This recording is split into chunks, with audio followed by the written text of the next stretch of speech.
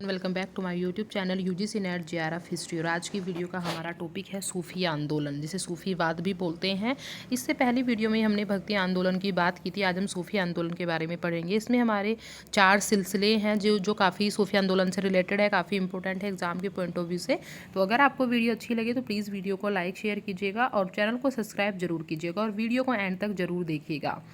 So students, आज की video का टॉपिक जो है हम स्टार्ट करते हैं सूफी आंदोलन। जैसे कि आप सभी को पता है, सूफी और संतों के प्रयासों से ही जो भक्ति एवं सूफी आंदोलन शुरू हुए थे, उसमें जो है मध्यकालीन जो भारत था उसके सामाजिक और धार्मिक जीवन में एक नई शक्ति और गतिशीलता का संचार हुआ था, उसका उदय हुआ था। भक्ति आंदोलन के परिणामों के मुख्य स्वरूप भक्ति के प्रति आस्था का विकास, लोक भाषाओं का विकास और साहित्य रचनाओं का आरंभ हुआ था। ऐसे ही इस्लाम के साथ सहयोग के कारण परिणाम स्वरूप इनकी भावना का विकास हुआ। तो ऐसे ही सुधारवादी राजनीति का जन्म जो है यहाँ पर होता है। तो अब सूफी आंदोलन हम बात करेंगे। सूफीवाद इराक के बसरा नगर में करीब 1000 साल पहले जन्मा था।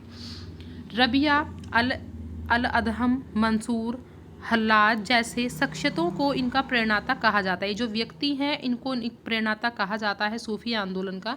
ये अपने समकालीनों के आदर्श थे, लेकिन इनको अपने जीवन काल में आम जनता की अवहेलना और तिरस्कार झेलनी पड़ी थी। आम जनता ने इनको नहीं अपनाया था, इनका निरादर किया था, इनकी अवहेलना की थी।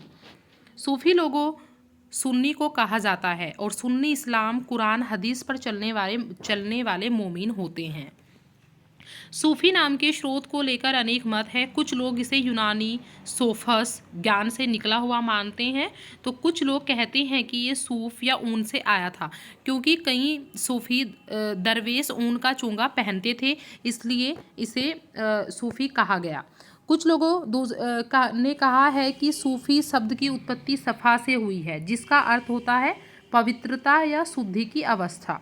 इस व्याख्या के अनुसार ये आचरण की पवित्रता, मतलब जो उनका व्यवहार है उसकी पवित्रता और शुद्धता के कारण ही इन लोगों को सूफी कहा गया था। लेकिन इस विवाद का कोई भी सर्वमान्य निर्णय नहीं निकला।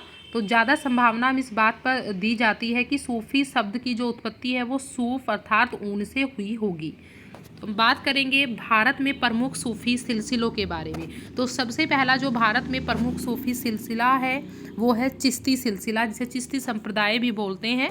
तो भारत में चिश्ती जो सिलसिला था, चिश्ती संप्रदाय था, वो सबसे ज़्यादा अधिक लोकप्रिय और प्रसिद्ध हुआ था। भारत में चिश्ती परंपरा के प्रथम जो संत थे जिन्होंने ये सिलसिला आरंभ किया था, वे थे शेख उम्मान के शिष्य ख्वाजा मोइनुद्दीन चिश्ती। ख्वाजा मोइनुद्दीन चिश्ती थे। मोइनुद्दीन चिश्ती जो है 1192 ईस्वी में मोहम्मद गोरी के साथ भारत आए थे। इन्होंने चिश्तिया परंपरा की नींव रखी थी। चिश्तिया परंपरा की नींव जो है इन्होंने ही रखी। मोइनुद्दीन चिश्ती ने अजमेर को अपना केंद्र या खानकाह, इनके केंद्र को खानकाह कहा जाता था, वो बनाया था। उनकी दरगाह जो है अजमेर में स्थित है और ख्वाजा साहब के नाम से प्रसिद्ध है। वस्तुतः बाबा फरीद जो कि गजे शंकर के नाम से प्रसिद्ध है, गजे शंकर उन्हें कहा जाता है, उनके कारण चिश्ती सिलसिले को भारत में सबसे ज़्यादा प्रसिद्धि मिली। इन्होंने भारत में सबसे ज़्यादा इसे फैलाया, बाबा फरीद ने। इनकी प्रसिद्धि के प्रभाव से ही सिख गुरु अर्जुन देव ने गुरु ग्रंथ साहिब में इनके कथनों को संकलित कराया था। इनके जो कथन थे वो गुरु ग्रंथ साहिब के अंदर संकलित है, इकट्ठे मतलब मिलते हैं। बाबा फरीद ख्वाजा कुतुबुद्दीन बख्तियार काकी के शिष्य थे, उनके स्टूडेंट रहे थे ये, और ख्वाजा बख्तियार और मोइनुद्दीन चिश्ती के प्रमुख शिष्य थे। ख्वाजा बख्तियार मोइनुद्दीन चिश्ती के प्रमुख स्टूडेंट थे।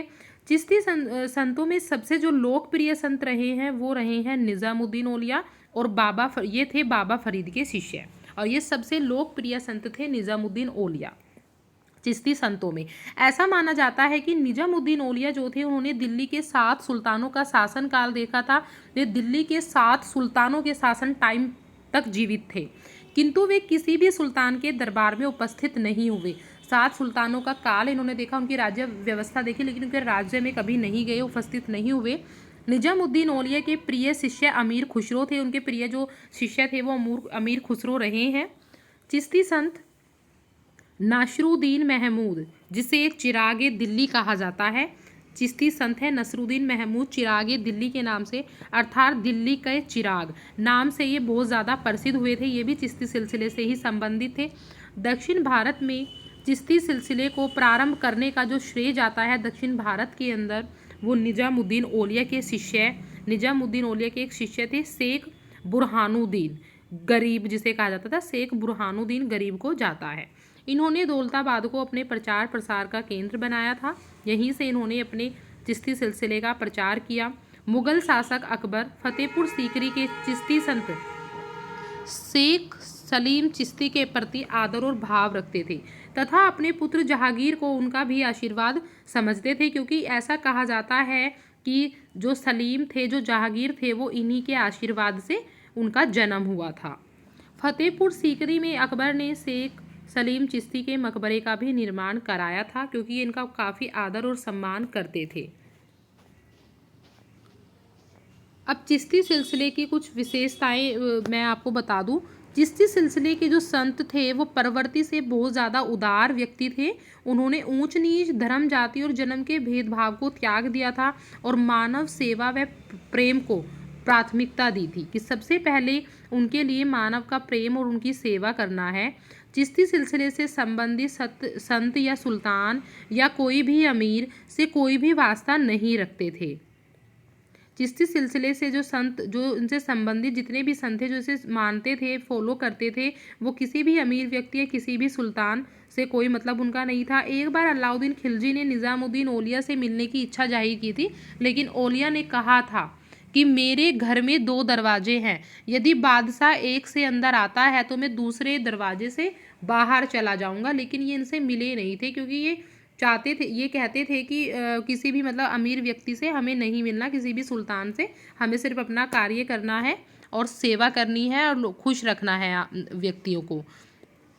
चिश्ती सिलसिले के जो संत थे वो उन्होंने जो है संगीत को बढ़ावा दिया। वे जो भी अपना गायन करते थे वो बहुत मतलब बजाकर, कुछ भी तबला वगैरह ऐसी चीज़ों को बजाकर करते थे। चिश्ती सिलसिले के जो संत थे वो ईश्वर के प्रति प्रेम और मनुष्य मात्र की सेवा में विश्वास रखते थे। वे मनुष्य मात्र की सेवा को ही भक्ति से भी ऊंचा मानते थे कि अगर किसी मनुष्य की सेवा करनी है वो आपकी भक्ति से भी ऊंची है। अब बात करते हैं हम सुहरावर्दी सिलसिला। सुहरावर्दी, यहाँ पे थोड़ी मिस्टेक हो रही है, सुहरावर्दी सिलसिला सेकंड जो है, पहला हमने चिश्ती सिलसिला पढ़ा सूफी आंदोलन में, और ये दूसरा है सुहरावर्दी सिलसिला। सुहरावर्दी सिलसिले के जो संस्थापक है वो बगदाद के शिक्षक शेख शिहाबुद्दीन सुहरावर्दी थे। इनके संस्थापक आप जरूर याद रखेंगे स्टूडेंट्स, शिहाबुद्दीन सुहरावर्दी। भारत में सुहरावर्दी सिलसिले को संगठित और मजबूत और लोकप्रिय बनाने का जो श्रेय है वो शिहाबुद्दीन सुहरावर्दी के शिष्य बाहुद्दीन जकारिया को जाता है। बाहुद्दीन जकारिया ने इसे ज़्यादा लोकप्रिय बनाया था भारत के अंदर। सुहरावर्दी सिलसिले का मुख्यालय जो है मुल्तान में था। इसके अलावा यह पंजाब और सिंध में भी काफ़ी लोकप्रिय हुआ ये सिलसिला। सुहरावर्दी सिलसिले पर परंपरावादी रूढ़िवादी विचारों का अत्यधिक प्रभाव पड़ा। परंपरावादी जो रूढ़िवादी विचार थे इनका काफ़ी प्रभाव इन पर पड़ा। इस सिलसिले के जो संत थे वो चिश्ती सिलसिले के विपरीत शासक वर्ग से संबंध रखते थे। जैसे मैंने आपको बताया था, चिश्ती सिलसिले को मानने वाले जितने भी संत थे उन्होंने शासक वर्ग से कोई मतलब नहीं रखा, लेकिन इस सिलसिले के जितने भी संत हुए हैं उन्होंने शासक वर्ग और अमीर वर्गों से संबंध बना के रखा। वे इनके राज दरबार में भी गए, क्योंकि राजकीय पद और संरक्षण का वो लाभ उठाते हुए अपने आराम से जीवन व्यतीत करते थे। ऐसा इनका सुहरावर्दी सिलसिले के संतों का मानना था। शेख बहाउद्दीन जकारिया ने कुबाचा की आलोचना की थी और इल्तुतमिश का समर्थन किया था। इल्तुतमिश ने उन्हें शेख उल इस्लाम की पदवी भी दी थी। बहाउद्दीन जकारिया को इल्तुतमिश ने एक उपाधि दी थी, पदवी, जिसका नाम है शेख उल इस्लाम।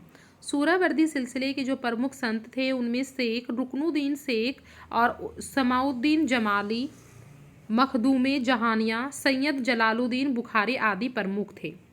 शेख रुकनुद्दीन ने सुहरावर्दी सिलसिले को काफ़ी प्रसिद्धि दिलाई और सुहरावर्दी सिलसिले के सबसे प्रसिद्ध जो संत हुए हैं वो हमीमुद्दीन नागौरी थे।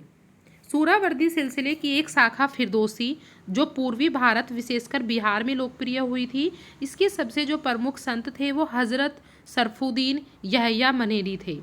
इनके पत्रों को मकतूबात के नाम से जाना जाता था। प्रमुख संत हज़रत सरफुद्दीन यहया मनेरी के जो पत्र थे मकतूबात से प्रसिद्ध थे। ऐसा कहा जाता है। अब हम बात करेंगे चिश्ती सिलसिला और सुहरावर्दी सिलसिले में क्या अंतर था। चिश्ती सिलसिले के संत सुल्तानों और अमीरों से मेल मिलाप नहीं रखते थे, जबकि सुहरावर्दी संत जो है सुल्तान और अमीरों से मेल मिलाप रखते थे। उन्हें इनका संरक्षण प्राप्त था और वो उन्होंने कुछ राज पदवी भी धारण की थी। चिश्ती संतों को जो धन मिलता था उसे वे लोगों में बांट देते थे, जबकि सुहरावर्दी संत बहाउद्दीन जकारिया ने सब प्रकार से धन इकट्ठा किया था। सबसे वो धन इकट्ठा करते थे, जबकि चिश्ती संप्रदाय के जो भी लोग थे वो धन को जो मिलता था वो लोगों में बांटते थे। चिश्तियों के जमात खाने में हर तरह के लोग आ सकते थे, लेकिन वे सभी एक बड़े कमरे में बैठते थे, जबकि जो सुहरावर्दी सिलसिला था उसके लोगों को अलग अलग रहने का स्थान दिया जाता था और अमीर और साधारण लोगों को मिलने के लिए अलग अलग समय दिया जाता था। ये डिफरेंस था इनमें। सो स्टूडेंट्स, आज की वीडियो में हमने सूफी आंदोलन क्या था और उसके 2 सिलसिलों के बारे में पढ़ा है। नेक्स्ट वीडियो में हम नेक्स्ट सिलसिलों की बात करेंगे, 2 और हमारे बाकी हैं अभी। तो अभी आपको अगर वीडियो अच्छी लगी हो तो प्लीज़ वीडियो को लाइक शेयर कीजिएगा और वीडियो को ज़रूर देखिएगा। काफ़ी इंपॉर्टेंट टॉपिक है आप सभी के लिए एग्ज़ाम के पॉइंट ऑफ व्यू से। तो आज के लिए इतना ही, नेक्स्ट वीडियो में बात करते हैं। तब तक के लिए take care, have a good day.